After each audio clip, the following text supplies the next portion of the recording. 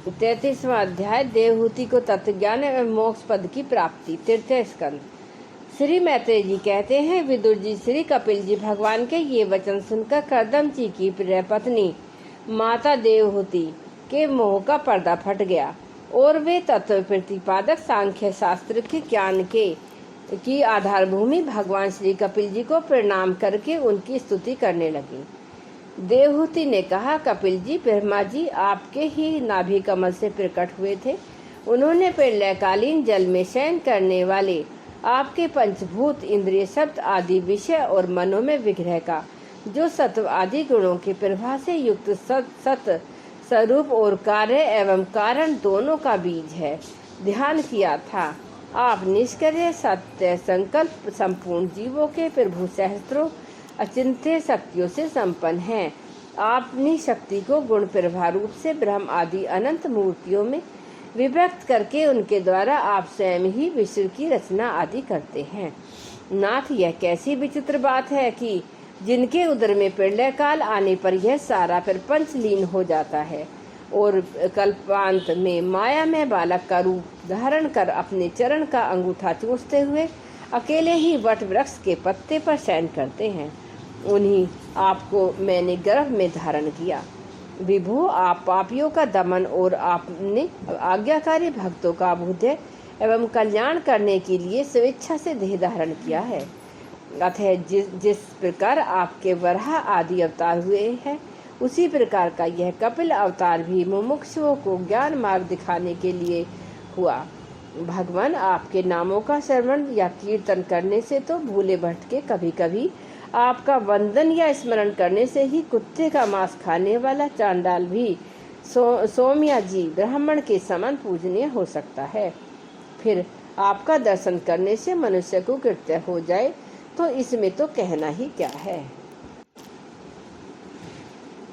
अहो, ये वह चांडाल भी इसी से सर्वश्रेष्ठ है कि जिसकी जिह्वा के अग्रभाग में आपका नाम विराजमान है। जो श्रेष्ठ पुरुष आपका नाम उच्चारण करते हैं, उन्होंने तप, हवन, तीर्थ स्थान, सदाचार का पालन और वेदाध्ययन सब कुछ कर लिया। कपिल देव जी, आप साक्षात परब्रह्म हैं। आप ही परम पुरुष हैं।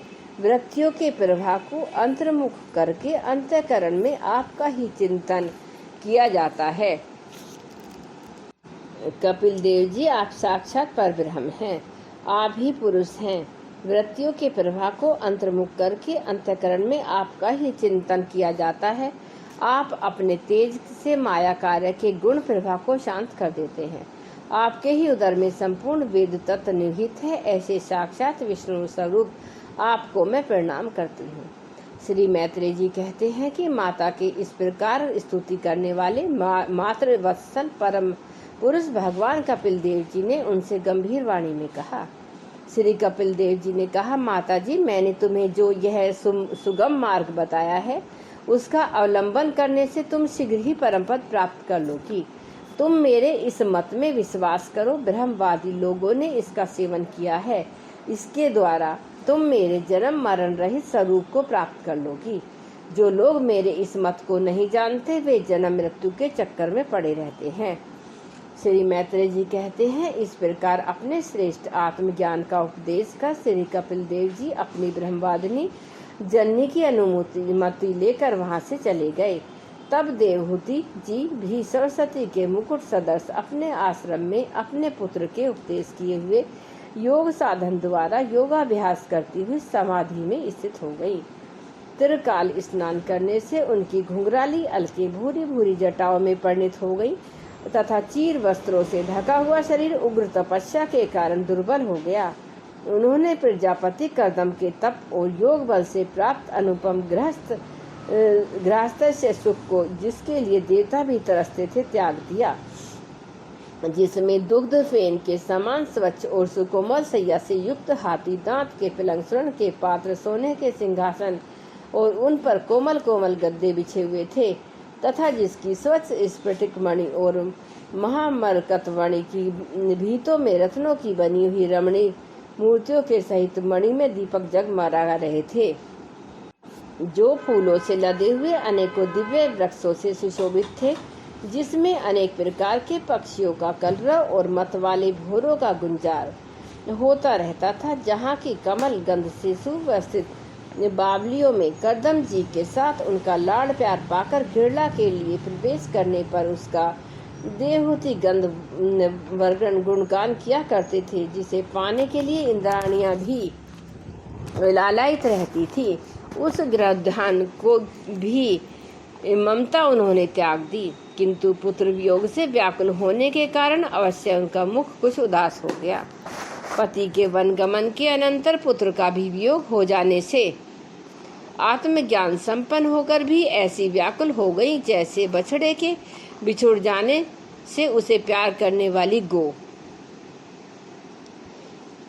वत्स विदुर अपने पुत्र कपिल देव जी रूप भगवान श्री हरि के ही चिंतन करते करते वे कुछ ही दिनों में ऐसे ऐश्वर्य संपन्न घर से उत्प्रत हो गई। फिर वे कपिल देव जी ने भगवान के जिस ध्यान करने योग्य प्रसन्न वंदन रिविंद युक्त स्वरूप का वर्णन किया था, उसके एक एक अव्यय का तथा उसके समग्र रूप का चिंतन करती हुई ध्यान में तत्पर हो गई।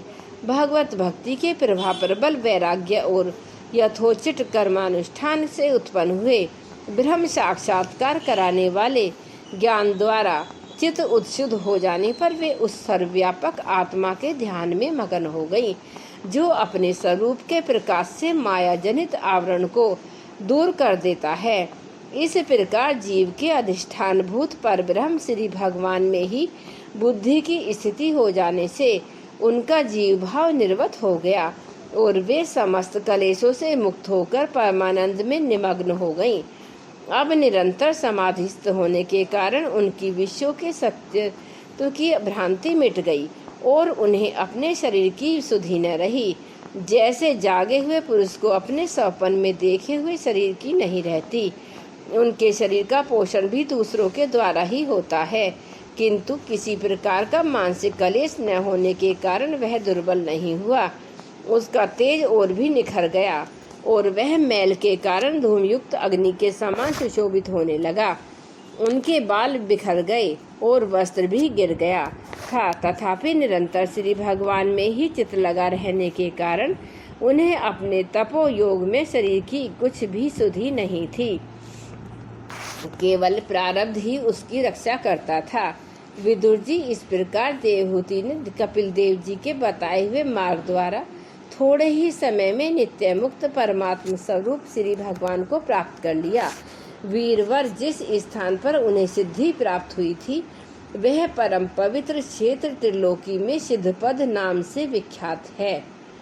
साधु स्वभाव विदुर जी विशोध योग साधन के द्वारा उनके शरीर के सारे दैहिक मल दूर हो गए थे। वह एक नदी के रूप में परिणित हो गया, जो सिद्धगण से सेवित और सब प्रकार की सिद्धि देने वाली है।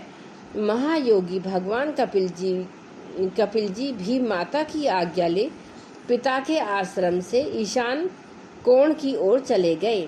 वहां स्वयं समुद्र ने उनका पूजन करके उन्हें स्थान दिया। वे तीनों लोगों को शांति प्रदान करने के लिए योग मार्ग का अवलंबन कर समाधि में स्थित हो गए।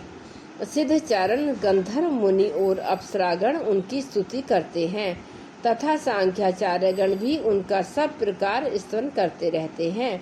निष्पाप विदुर जी, तुम्हारे पूछने से मैंने तुम्हें यह भगवान कपिल और देवहूति का परम पवित्र संवाद सुनाया। यह कपिल देव जी का मत अध्यात्म योग का गूढ़ रहस्य है।